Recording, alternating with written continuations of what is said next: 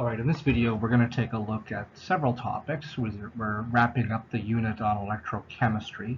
We've spent most of our time so far talking about how to generate electricity from spontaneous electrochemical reactions and the background vocabulary and theory behind that. And today we're going to talk about some problems that are associated with electrochemistry. Specifically, we're going to look at the problem of corrosion and how to prevent corrosion.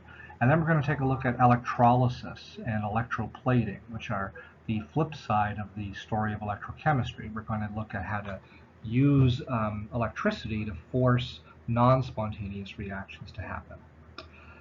So corrosion. Corrosion is a major problem in society where we rely on metals around us in so many ways.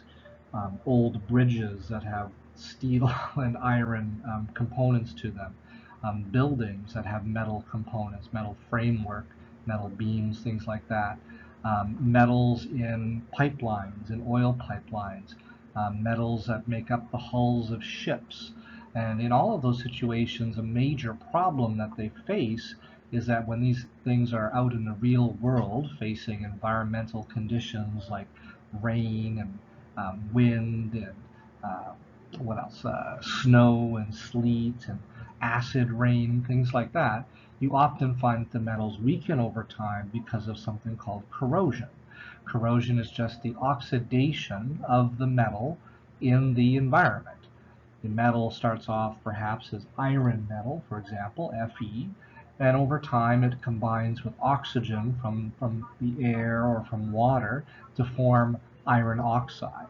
So the iron goes from a 0 oxidation state in the metal to the +2 or +3 oxidation state in the oxide.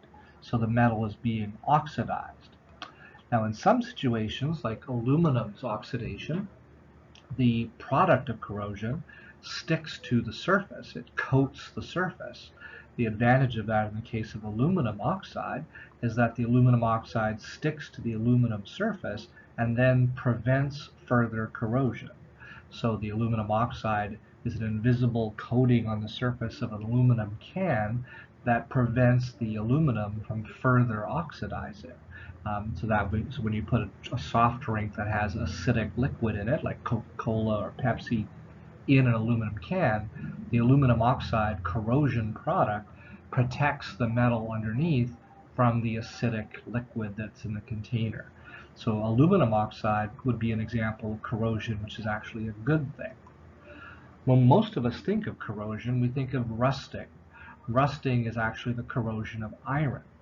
And the problem here is that unlike aluminum oxide, which coats and sticks to the aluminum surface, protecting the surface from further corrosion, iron oxide, what we normally call rust, flakes off, so it doesn't stick to the surface. It falls off. As it falls off, it exposes more iron underneath that will continue to be oxidized, continue to be corroded. So eventually you get more and more of this rusting flaking off of the surface and more metal corroding. You might actually corrode a hole right through the iron metal. So what we want to do is learn how do we prevent this? How can we save the metal from corrosion? A very simple, relatively cheap way to protect the metal would be to paint it. So painting the bridge, painting your car, painting the surface will protect the iron or the steel or whatever metals it's made of from the elements on the outside, from the wind, from the rain, from the oxygen, all of that. So painting a surface is a cheap, simple way to protect it from corrosion. But of course, over time, in the outside weather, the paint will chip, the paint will come off, and then the corrosion will begin. So you have to constantly repaint the surfaces and maintain them. Another way to protect from corrosion, it's a little bit more longer term, is called galvanization, to galvanize the metal. And this is usually galvanizing iron metal or steel.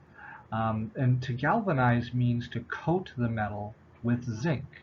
So you would take an iron nail, for example, if you're a carpenter, and rather than use a nail which is pure iron, you'd use a nail which is coated with a thin layer of zinc metal. So the iron nail looks silver colored, which is the color of zinc. Same thing with metals on the outside of your house. Some metal sidings on the sides of people's houses, or eaves troughs that collect the rain on the roof of the house, they might have steel components that are then galvanized, coated with zinc metal. Now, why would you coat with zinc? If you look at your table of oxidation reduction potentials, we have a table of reduction potentials in our data booklet.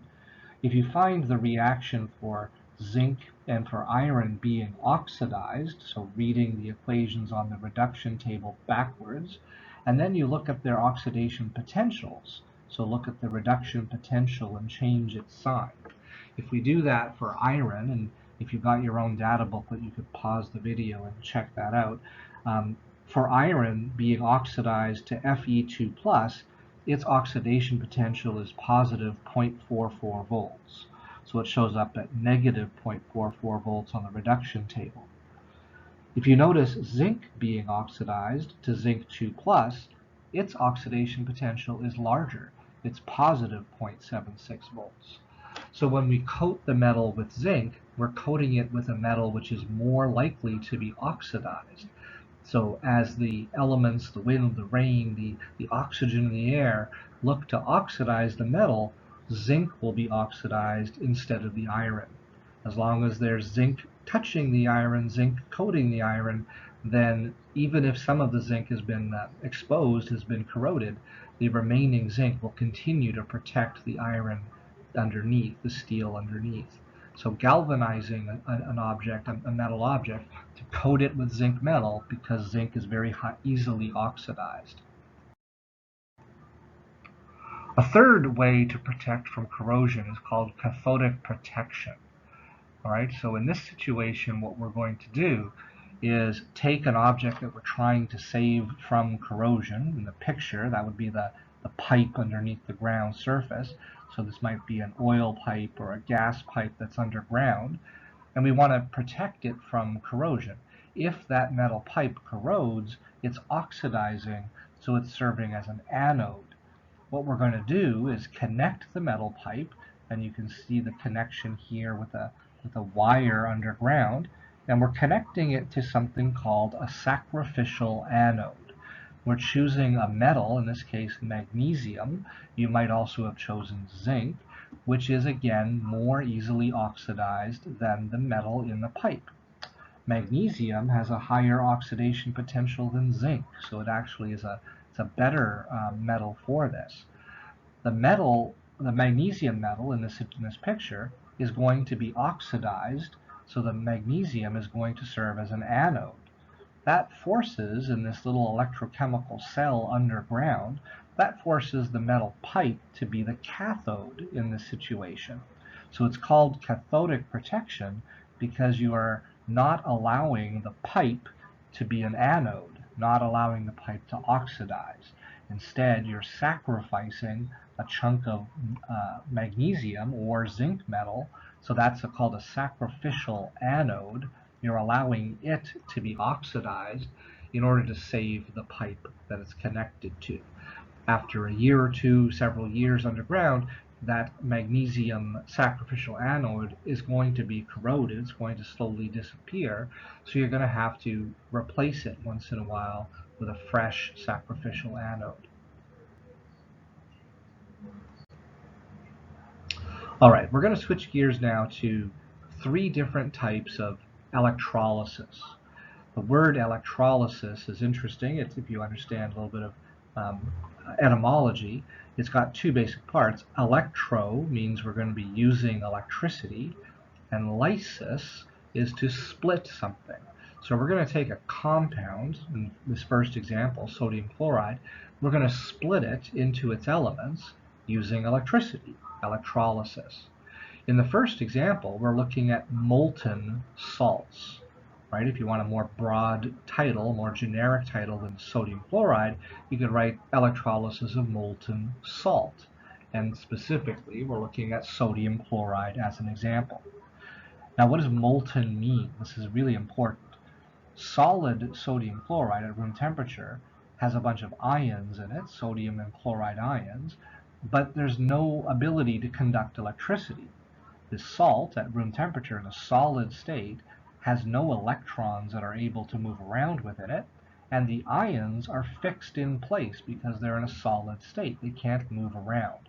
So solid sodium chloride at room temperature is an insulator. It doesn't conduct electricity. If we heat it up to a really, really high temperature, I forget exactly, but it's going to be close to 1,000 degrees Celsius for sodium chloride. If we heat it up, it'll melt. Once it's melted, we say now that it's molten sodium chloride, so molten means melted. Now it's in a liquid state. The ions, sodium and chloride, can now move around. The picture underneath is called an electrolytic cell. So look at the word electrolysis, and change the ending to electrolytic cell. And it's a little bit different from the electrochemical cells that we were drawing earlier. You'll notice there's some similarities, but there's important differences. One really important difference is, and I hope you're sketching this diagram, one important difference is that instead of two cells, two beakers, two containers, we have just one. So the electrolysis is happening in one container. There are two electrodes, but these electrodes are inert electrodes, so they do not chemically react. That's what inert means. They conduct electricity, we need them to do that, but they're not chemically reactive. Platinum metal is a good choice for inert electrodes. Nickel-chromium alloy is another good choice sometimes. And carbon electrodes are also pretty common for this. We've connected those two electrodes to an external DC direct current battery source, a power source. Here's another difference between an electrolytic and electrochemical cell.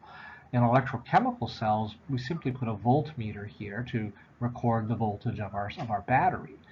But here, we've got a battery. We're using a battery to supply the voltage that's going to force this non-spontaneous reaction to happen.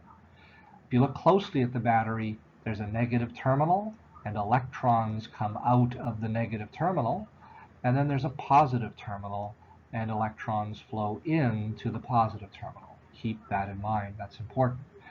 The electrons flowing out of the negative terminal go into the electrode on the right, and they give it a negative charge. So on the right, this electrode is negatively charged. The electrons coming into the positive terminal of the battery are coming out of the electrode on the left. So that means the electrode on the left will have a positive charge. Okay? So negative charge on the right in this picture, positive charges on the left. Now, molten sodium chloride, there's only two things in the dish. There are sodium cations, Na positive, then there's chloride anions, Cl minus. They're free to move around. So when you plug in and turn on the battery, what you're doing is sending electrons into the electrode on the right, causing it to become negative. That negative electrode is going to attract the positively charged sodium ions. So notice cations, positively charged, are getting pulled towards the cathode electrode, okay, just like we saw in electrochemical cells. So cations go to the cathode, and you might want to label the process that happens here. It's just like in electrochemical cells. Cathode is where reduction will happen. So these sodium ions, when they hit the electrode, are going to gain electrons that are there. On the right, we have a positive electrode, and so it's going to attract negatively charged chloride ions. When they collide with the electrode, they're going to lose their electrons and become oxidized. So that electrode is the anode where oxidation happens. So chloride will be oxidized at the anode, sodium will be oxidized at the cathode. A more generally true statement, if you want to write this down, is that the cation always gets reduced at the cathode. The anion always gets oxidized at the anode. So in this case, at the anode, two chloride ions are becoming Cl2. We had to put a 2 in front of the Cl- because chlorine is a Hoffman element. it's diatomic, Cl2. Balancing that equation, we have to put 2 electrons on the right. Now the chloride starts off liquid because we melted the salt. It was molten sodium chloride. But chlorine, the product, is gaseous at room temperature, so Cl2 is a product. The cathode sodium cations will gain electrons to make sodium metal, and the sodium is going to be a liquid. If the sodium, at this temperature, sodium is melted. If the sodium is more dense than the salt, it will sink to the bottom of the dish. If the sodium is less dense than the salt, it's going to float to the surface of the dish. You could pause the video right now and write an overall reaction. So 2 chlorides and 2 sodiums are reacting to make chlorine and 2 sodium metals. There's the overall reaction. If you have your data booklet, you could pause the video and write down beside the anode half reaction its oxidation potential, and beside the cathode half reaction its reduction potential. The chloride oxidation potential was negative 1.36 volts. The cathode reduction potential is negative 2.71 volts. So together, the overall cell potential here is going to be very large and negative, which means that this reaction is non-spontaneous. The overall reaction is non-spontaneous. We have no real worry that sodium chloride will break apart into chlorine gas, highly toxic, and sodium metal, highly dangerous. Sodium metal would explode in water.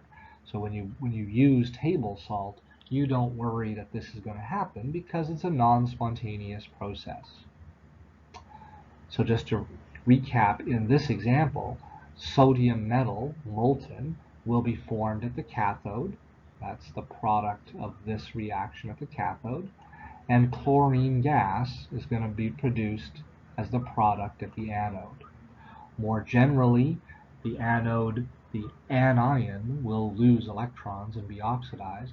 The cathode, the cation, will gain electrons and be reduced. The second type of electrolysis is electrolysis of water. It's also not very difficult to understand because it's actually a little bit simpler than the molten salt. In the molten salt example a moment ago, we had to think, well, which element is the cation? All right, it's going to go to the cathode and be reduced. Which element was the anion? All right, it would go to the anode and be oxidized. In the case of water, just pure water at 25 degrees Celsius, there are very, very few ions to begin with. Water, though, is itself polar. Water has a positive and a negative end. So that means at the anode, water is going to be pulled over and be oxidized.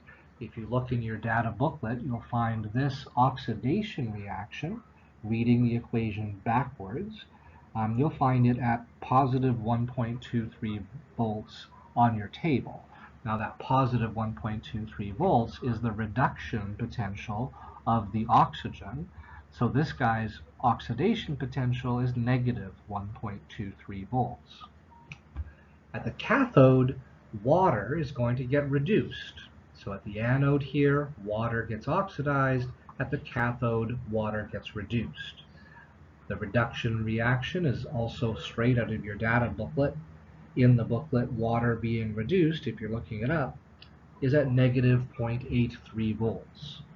So water being oxidized, negative 1.23 volts is its oxidation potential. Water being reduced, negative 0.83 volts is its reduction potential. If you combine the two half reactions, you'll get an overall reaction that says this. But notice that in this reaction, we have 4 hydroxides and 4 hydrogen ions. We can combine those things because we know that they're going to make 4 water molecules. And if we cancel out the 4 water molecules produced with 4 molecules of water from the left, we'll be left with 2 molecules of water on the left, and we get this overall reaction. 2 water molecules are being oxidized and reduced, one being oxidized, one being reduced, forming oxygen and hydrogen gases. Oxygen is the product of oxidation, that happens at the anode here. Hydrogen is the product of reduction, that happens at the cathode.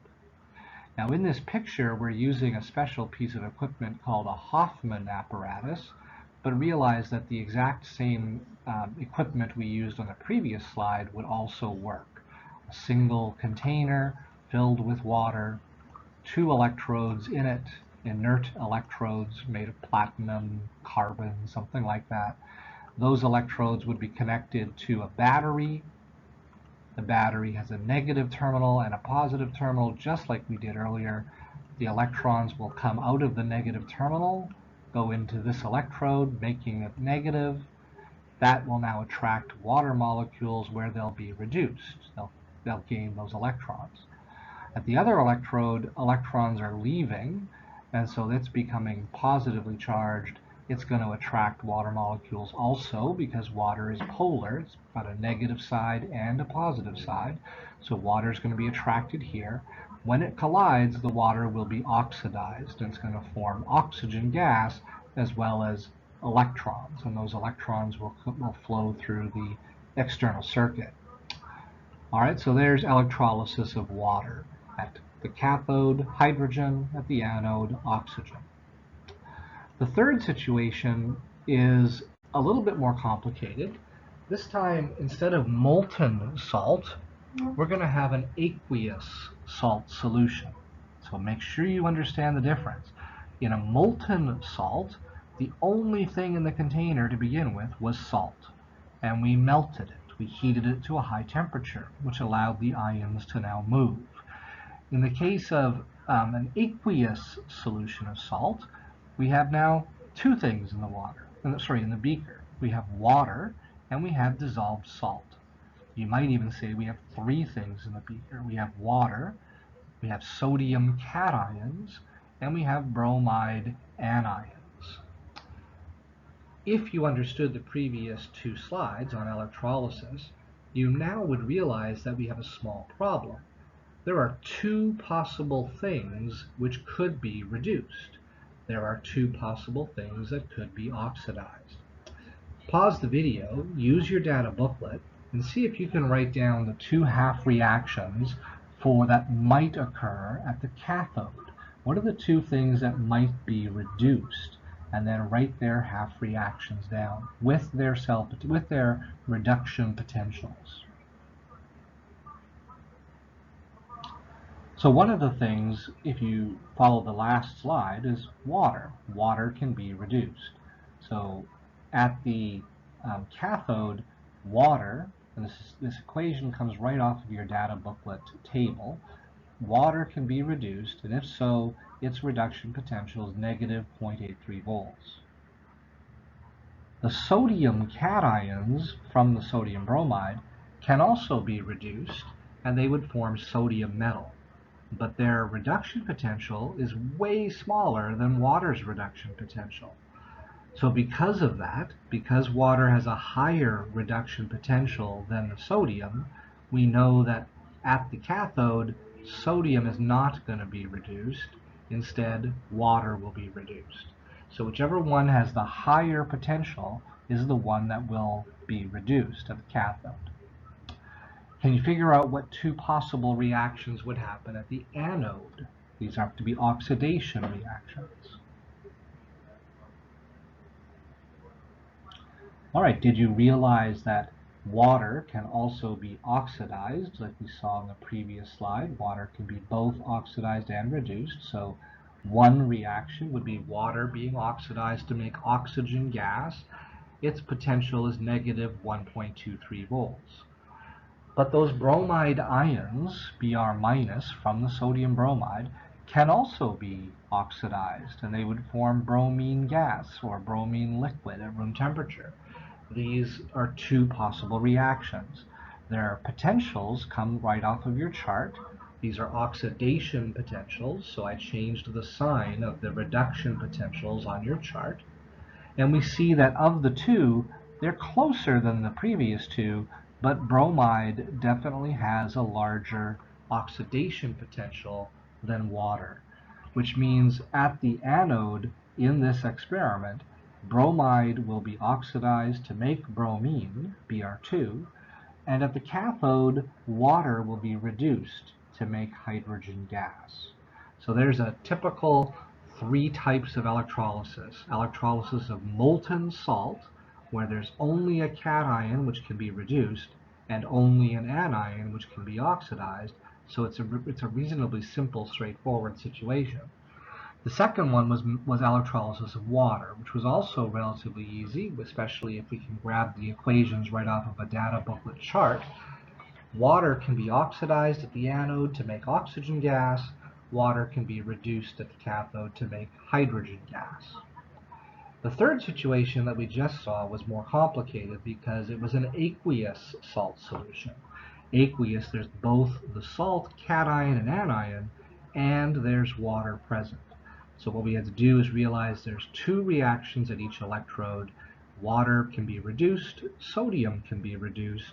We picked the one with the larger voltage as the one that will happen.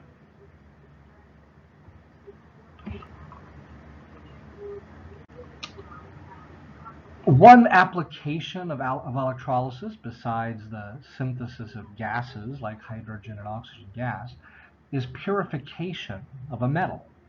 On the left in this animation, we see a chunk of copper, impure, it says. So there's some copper with various impurities in it. On the right, we have a strip of copper metal, pure copper.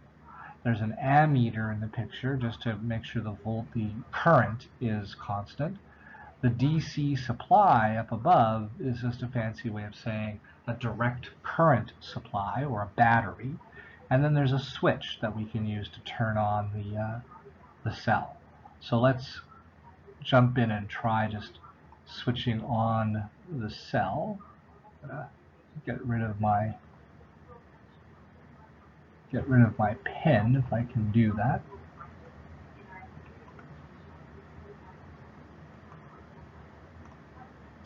I don't think it's going to let me turn on this animation. Well, that's a little embarrassing. One more time, I want to get rid of the pen and just have a pointer. Can I do that? It appears that I'm not able to do that. Alright, so I'm going to not show you this little animation, but in the animation, the impure copper gets oxidized, it's at the anode, letting copper ions come into the water. As they come into the water, they're going to get pulled to the cathode where they'll get reduced. So you'll get copper metal forming, pure copper metal forming on the outside of this electrode, copper's being reduced, and over here your impure substance is losing its copper. So when we're taking something with copper and impurities, and we're getting at the cathode pure copper. Alright, the final application that we'll look at is called electroplating. So electroplating, you may have heard before, some middle school science fair projects use electroplating. What we're going to do is take a cheaper metal, in this case a metal that's used to make a key, and we're going to coat the metal with a more valuable one. So we're going to coat this metal key with copper metal. Maybe you'll coat it with silver or with gold, or things like that. At the Mint, where they make our coins, they do this all the time. They take cheap metal cores and they coat them with more valuable metals like nickel and brass and things like that to give more valuable coins. In electroplating, we have a power source that's up here. It's a battery, has a negative terminal and a positive terminal. Out of the negative terminal, we know electrons will flow, so electrons are going to flow into the key. Now that's very important.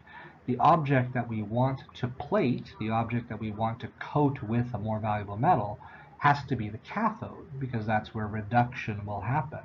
That's where the metal cations will gain electrons on the surface of the key and become copper. The copper anode, the strip on the left, is really just a source of copper cations. So at that electrode, we know that electrons are leaving and going to the positive terminal of this battery up here. So this terminal on the left, the copper, you're going to see copper metal in that strip become copper 2+, which will go into the water. So it's being oxidized, and it will lose electrons. On the right, the reverse reaction's happening.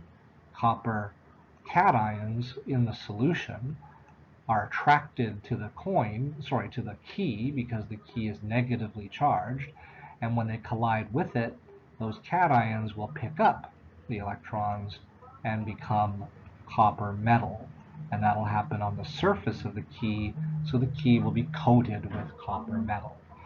What we'll do in our next lesson is look at problem solving with electroplating. What we'll do is we'll tell you things like the current that's passing through the cell. Well, current is the rate at which charge is flowing. And then we'll also tell you things like how long you'll let this run. Maybe you'll let it run for 1 hour using a current of 10 amperes. Well, what I might ask then is how many grams of copper metal will precipitate on the surface of the key? Another version of that question would be, I might tell you that you need to precipitate 2 grams of copper, and you're going to use a current of 5 amps. Well, then I'd ask you, how long would it take to do that? The third permutation of the question, I'd tell you the mass of copper that you need to precipitate, I'd tell you how long you have to work with, and I would ask what current would be useful to do that. So there's electrolysis, electroplating, applications of electrochemistry involving non-spontaneous processes, processes where the overall potential is negative, and what we're doing is using a battery to force those non-spontaneous processes to happen.